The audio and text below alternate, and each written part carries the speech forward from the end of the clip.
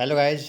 आज का अपना टॉपिक है रेडिएशन और टाइप ऑफ रेडिएशन। आज देखेंगे रेडिएशन क्या होता है और रेडिएशन के कितने प्रकार होते हैं। आज का अपना एक बहुत इंपॉर्टेंट टॉपिक है।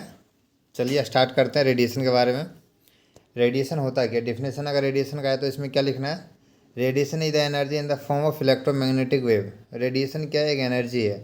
रेडिएशन एक एनर्जी है जो मैग्नेटिक वेव के फॉर्म में रहता है। किसके फॉर्म में रहता है? इलेक्ट्रोमैग्नेटिक वेव के फॉर्म में रहता है। और क्या लिखा है, और particulate matter travelling in vacuum without medium. जो पार्टिकुलेट मैटर रहता है, ठीक है, वो किस में ट्रेवल करता है? वैक्यूम में ट्रेवल करता है। वैक्यूम मतलब क्या होता है? वैक्यूम मतलब वहाँ पे जहाँ पे खाली स्थान हो, विदाउट मीडियम, ठीक है। वहाँ पे क्या हो, खाली स्थान हो, ऐसी जगह पे क्या करता है, इसका पार्टिकुलेट मैटर जो रहता है ना, वो ट्रेवल करता है, ठीक है। ये हो गया अपना डेफिनेशन रेडिएशन का। अगर रेडिएशन का प्रकार देखते हैं, कितने प्रकार होते हैं रेडिएशन का, तो ये क्या है, दो प्रकार होते हैं, एक पार्टिकुलेट रेडिएशन और एक इलेक्ट्रोमैग्नेटिक रेडिएशन। पार्टिकुलेट रेडिएशन और इलेक्ट्रोमैग्नेटिक रेडिएशन, ठीक है। एक एक करके फिर देखते हैं पार्टिकुलेट रेडिएशन क्या होता है।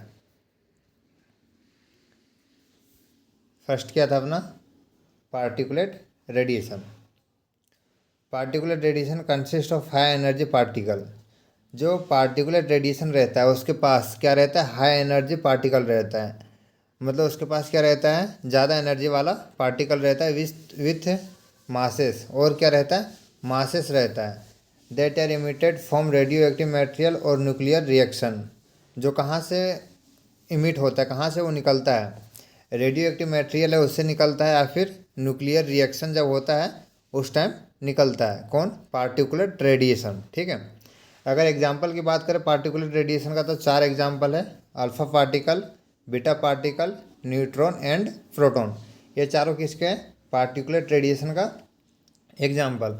अल्फा, बीटा, न्यूट्रॉन और प्रोटॉन ये कहाँ से निकलते हैं? आपको बताया था, ये रेडियो एक्टिव मटेरियल से निकलेंगे या फिर न्यूक्लियर रिएक्शन से निकलेंगे। और इसके पास क्या रहती है, हाई एनर्जी रहते हैं, ठीक है, हाई एनर्जी पार्टिकल्स रहते हैं। आगे देखते हैं।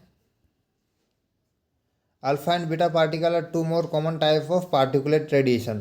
अल्फा और बीटा है ना, वो क्या है, कॉमन टाइप है किसके? पार्टिकुलेट रेडिएशन से। अपना फर्स्ट हो गया पार्टिकुलेट रेडिएशन। सेकंड क्या है, इलेक्ट्रोमैग्नेटिक रेडिएशन। इलेक्ट्रोमैग्नेटिक रेडिएशन ये क्या होता है? Electromagnetic radiation is a form of energy. Electromagnetic radiation क्या है, एक एनर्जी का फॉर्म है, ठीक है। सच एज सनलाइट, कैसे रहता है, सनलाइट है, radio wave, microwave, x ray and gamma ray, which contain ये broad range of electromagnetic wavelength.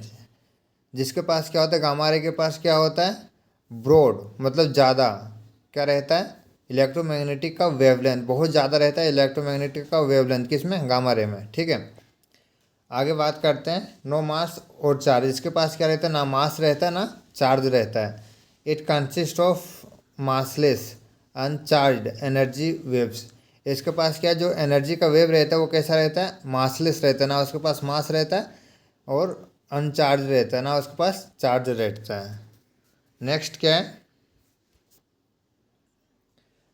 Travels eight light speed, moves at the speed of light. इसका क्या है, स्पीड क्या है, लाइट ऑफ स्पीड, मतलब स्पीड का जितना लाइट है उतना ये इलेक्ट्रोमैग्नेटिक रे, इसका भी स्पीड उतना ही है।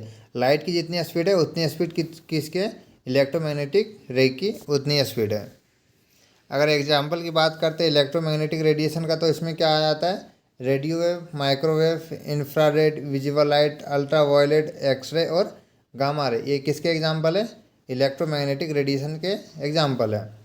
नेक्स्ट क्या है, different electromagnetic radiation have different wavelength और फ्रीक्वेंसी। अगर अलग अलग प्रकार का इलेक्ट्रोमैग्नेटिक रेडिएशन है तो वो क्या कंसिस्ट करेगा, वो क्या रखेगा, अलग अलग प्रकार का वेवलेंथ रहेगा उसके पास और अलग अलग प्रकार का फ्रीक्वेंसी रहेगा। नेक्स्ट क्या है, type of radiation on the basis of ionisation. Ionisation के हिसाब से क्या है, रेडिएशन भी दो प्रकार में बांटा गया है। फर्स्ट क्या है, आयोनाइजिंग रेडिएशन और second non ionising radiation. Ionisation के आधार पर रेडिएशन दो प्रकार के होते हैं, फर्स्ट आयोनाइजिंग रेडिएशन और सेकंड नॉन आयोनाइजिंग रेडिएशन। ये आपको हर जगह देखेंगे आयोनाइजिंग और नॉन आयोनाइजिंग। फर्स्ट क्या है? Ionising radiation. चलिए देखते हैं आयोनाइजिंग रेडिएशन क्या होता है। Ionising radiation have high energy electron radiation. Ionising radiation क्या होता है? हाई एनर्जी इलेक्ट्रोमैग्नेटिक रेडिएशन होता है, ठीक है। That can be able to ionise the atom. इसके पास ये एबल करता है, इसके पास कैपेसिटी रहता है कि एटम को आयोनाइज कर सकता है और करता है। And remove the electron from atom और मोलिक्यूल। जो एटम रहता है, एटम रहता है, उसके अंदर क्या रहता है? प्रोटॉन रहता है और न्यूट्रॉन। प्रोटॉन और न्यूट्रॉन, उसके चारों ओर क्या घूमता है? इलेक्ट्रॉन घूमते रहता है, राउंड में घूमते रहता है। उसको कौन करता है? आयोनाइजिंग रेडिएशन रहता है। वो आयोनाइजिंग रेडिएशन जब एटम में लगता है, एटम के इलेक्ट्रॉन के साथ लगता है, तो उसको आयोनाइज कर देता है। आयोनाइज करने के बाद क्या करता है? उसको एग्जिट करवा देता है, वो मॉलिक्यूल से, वो एटम से एग्जिट करवा देता है। इसके पास इतना पावर रहता है। नेक्स्ट क्या है? It can affect the DNA of the cell.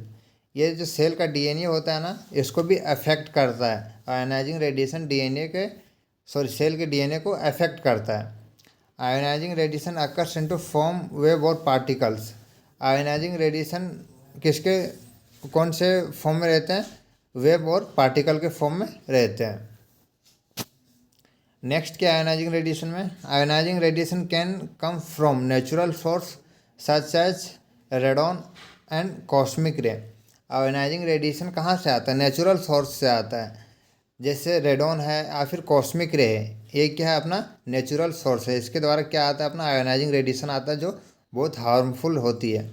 Next क्या है? Example of ionising radiation alpha beta and gamma and X ray. Alpha beta and gamma and X ray, ये किसका है एग्जाम्पल? आयोनाइजिंग रेडिएशंस का। नेक्स्ट क्या है? Non ionising radiation. Non ionising radiation, इसके बारे में देखते हैं ये क्या होता है। Electromagnetic radiation with insufficient energy. ये क्या है? इलेक्ट्रोमैग्नेटिक रेडिएशन है जिसके पास अनसफिशिएंट एनर्जी रहता है, मतलब इसके पास बहुत कम एनर्जी रहता है, ठीक है। It is called non ionising radiation, जिसे हम क्या बोलते हैं? नॉन आयोनाइजिंग रेडिएशन बोलते हैं। जो आयोनाइजिंग रेडिएशन था, उसके पास इतना ज़्यादा एनर्जी था कि वो एटम के इलेक्ट्रॉन के साथ जाके इंटरेक्ट करके उसको क्या करवा सकता है? वो एटम से एग्जिट करवा सकता है इलेक्ट्रॉन को। लेकिन नॉन आयोनाइजिंग के पास क्या है? बहुत कम एनर्जी रहता है, इनसफिशिएंट एनर्जी रहता है, इसलिए इसको नॉन आयोनाइजिंग रेडिएशन बोलते हैं। It is low energy electromagnetic wave. ये क्या है? लो एनर्जी इलेक्ट्रोमैग्नेटिक वेव है। No not enough energy to pull the electron from orbit but can excite the electron.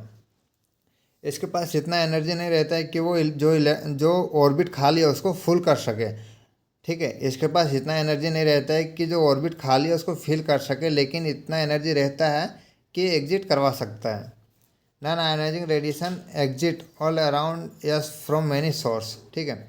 Non ionising radiation है ना, वो exit होता है हमारे सराउंडिंग जितने सारे मटेरियल है ना, मतलब बहुत सारे हमारे सराउंडिंग में बहुत सारे ऐसे मटेरियल रहते हैं, ऐसे सोर्स हैं जिससे नॉन आयोनाइजिंग रेडिएशन इमिट होते रहते हैं।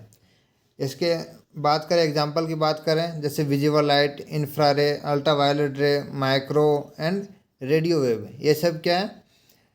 नॉन आयोनाइजिंग रेडिएशन का एग्जांपल है, जिससे नॉन आयोनाइजिंग रेडिएशन निकलता रहता है। तो आज का अपना टॉपिक यहीं तक है। रेडिएशन क्या होता है और रेडिएशन के कितने प्रकार हैं। उम्मीद है कि आपको सारा समझ आया होगा। आप हमारे इस चैनल पे बने रहें और हमारे इस चैनल को सब्सक्राइब करें, ताकि रेडियोलॉजी से रिलेटेड सारे वीडियो आपको मिलता रहे।